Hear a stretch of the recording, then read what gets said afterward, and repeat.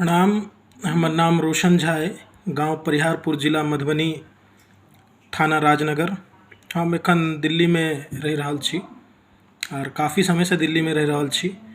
एतऽ काज धंधा करै छी तऽ जतबो कमाई छी ओहिमे गुजारा करऽ पड़ैए और बिहार आबऽके सोचि रहल छी, परंतु ओतुक्का रोजगार व्यवस्था और कानून व्यवस्था देख कऽ एतेक हिम्मत नहीं बनि रहल छै जे बिहार जाकऽ रहल जाय और ओतऽ कोनो काज कयल जाय, किएकि ओतुक्का व्यवस्था हम कि सब गोटा जे डिजिटल इंडिया के माध्यम से फेसबुक, ट्विटर ई सब पर जुड़ल हेता तिनका सबके डेली भेटते हेतनि। ओतऽ MSU के सेनानी सब व्यवस्था के सुधारऽ लेल लागल रहै छथि। कखनो DM के डंडा सहै छथि तऽ कखनो प्रशासन के डंडा सहै छथि, देखै छथि। आए दिन ककरो ने ककरो गोली मारि कऽ मारि देल जाइ छै, छोट छोट बच्चा के बलात्कार कऽ कऽ जरा देल जाइ छै। अगर अहाँ ककरो खिलाफ आवाज़ उठाबै छी और अहाँके पाछामे केओ नहीं है, सपोर्ट नहीं है कोनो तरहक, तऽ या तऽ अहाँके आवाज़ दबा देल जाइए। अगर अहाँ दबि गेलहुँ तऽ ठीक, नहीं दबलहुँ तऽ अहाँके एकटा गोली मारि कऽ अहाँके कहानी खत्म कऽ देल जाइए। ताहि दुआरे हमर बिहारके ये दुर्दशा देख कऽ दया अबैए जे लगैए नहीं जे हमसब कहियो बिहार जाकऽ बसब। ओतेक कमाई नहीं छी जे हर साल बिहार जाकऽ किछु ने किछु करी, तऽ कोनो ने कोनो अवसर पर या कखनो बहुत अर्जेंट या किछु पैसा बचि गेल तखने जा सकै छी, नहीं तऽ ओ अवसरो प्राप्त नहीं होइए ओतऽ जायके लेल। आर ई तरहक घटना सुनि कऽ देख कऽ बहुत दिल में दर्द होइए जे एक तऽ हर स्टेट में मिथिलांचल के एहि तरीका से देखल जाइ छै कमजोर वर्ग के, आर यदि ओहिठमन के मैथिलो छथि तऽ ओते सपोर्टिव नहीं छथि। हमसब दिल्लियो में रहि रहल छी, कते दिन से देख रहल छी, बहुत बड़का बड़का संस्थो सब छै, लेकिन वो संस्था सब कोनो काजक नहीं छै। सब संस्था अपना में मग्न है। केओ ओहिठमन से राजनेता निकलि जाइए तऽ केओ अपन पॉलिटिकल उल्लू सीधा कऽ रहल है, तऽ एहि तरहक संस्था अधिकतर देखऽ लेल भेट रहल है। अगर केओ बनेनहो है तऽ कोनो तरहक ओहिसँ ककरो सुविधा प्राप्त नहीं भऽ रहल छै।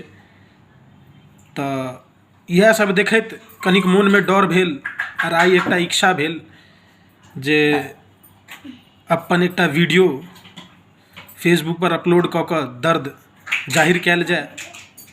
अगर किनको भाई के बुरा लागनि तऽ क्षमा प्रार्थी छी, और ई बात हकीकत छै जे उच्च लेवल पर बैसत छथि तिनका किछु करऽ के ककरो औकाते नहीं छै, आ जे निम्न वर्गीय छै, जे आवाजो उठबऽ के कोशिश करै छै, ओ बेचारा के आवाज दबा देल जाइ छै या मारि देल जाइ छै। तऽ अहाँ कोनो तरह किछु कऽ नहीं सकै छियै। तऽ दुर्भाग्य, आ सबसे बड़का दुर्भाग्य जे हम मैथिल छी और हमरा मिथिला में जाकऽ अपन पहचान बतबऽ पड़ैए, सिर्फ एहि दुआरे जे ओहिठमन हमर राशन कार्ड नहीं है, ओहिठमन हमर वोटर ID नहीं है। ई सब चीज हमरा लग नहीं है, किएकि हम जतऽ रहि रहल छी हम ओतुक्के बनायब, और हमरा लग ओतेक उपाय नहीं है जे हम जाकऽ अपना गाँव परिहारपुर जाकऽ रही, किएकि जखन रहब तखने किछु भेटत, जहन रहबे नहीं करब तहन तऽ जिसकी लाठी उसकी भैंस वाला बात छै। तऽ इएह सब भऽ रहल छै। इएह सब देख कऽ कनिक एकटा दर्द उठल तऽ सोचलहुँ जे एकटा वीडियो अपलोड कऽ देल जाय। तऽ हम बिहारक लोकसँ एकटा आग्रह करबै जे हमहूँ सब अहीं सबके भाई बंधु छी, जे कोनो न कोनो मजबूरी से बनल छी और शहर में रहि रहल छी और अपन जीवन यापन कऽ रहल छी। अगर अहाँ सब सपोर्ट नहीं करबै तऽ बिहार में इएह दुर्दशा रहतै और बिहार कहियो कल्याण नहीं करतै। अपन मनोवृत्ति के बदलू और हमरा सबके एक्सेप्ट करनाइ शुरू करू। तऽ एही भरोसे हमहूँ सब बैसल छी जे कहिया बिहार में रोजगार जागत, जे हमहूँ सब शहर छोड़ब और अपना गांव, अपना राज्य में अपना आप के बसायब। जे जई तरहक जिल्लत और जई तरहक जिंदगी हम सब शहर में जी रहल छी से भगवाने मालिक छथि। तऽ इएह सब कहब। अगर किनको हमरा एहि वीडियो से दुख होइन, हमर ई वीडियो अपलोड केलासँ दिक्कत होइन, तऽ हम क्षमा प्रार्थी छी, परंतु सत्य इएह छै जे अपना राज्य में हमरा सबके स्वीकार करऽ लेल केओ नहीं तैयार है, किएकि हमसब बाहरिया छी। हमसब गामो घूमऽ लए जाइ छी तऽ परदेशी कहाइ छी, ओहि राज्यक नहीं कहाइ छी। एहि दुआरे परदेशी कहाइ छी किएकि 10,000, 12,000, 15,000 कमाए वाला आदमी छी, साल में ओते बचबो नहीं करै छै जे आदमी गाँव घर घूमऽ लए एतै। अगर घूमऽ लए एतै तऽ ओ की बचा पेतै, की खेतै। आइ के डेट में दिल्ली शहर में रहनाइ बहुत मुश्किल भऽ चुकल छै। अगर अहाँ 10,000 की 15,000 कमाइतो छी तऽ ओहिमे से 1 रुपैया बचेनाइ भारी पड़ि रहल छै। तेँ हमसब परदेशी छी, हमर सबके मजबूरी है। ओही मजबूरी के फायदा किछ लोग असामाजिक तत्व जे हर जगह मौजूद रहे छै, चाहे वो दिल्ली हो चाहे बिहार, वो मौजूद रहे छै और ई सब चीज के फायदा उठबऽ के लेल तैयार रहे छै। सएह सब भऽ रहल छै।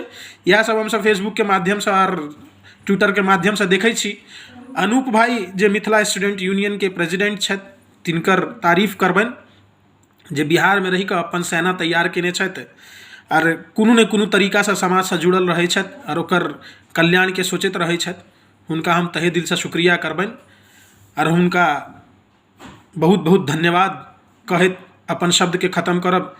जे अनूप भाई अहाँ लागल रहू। जय मिथिला, जय मैथिली।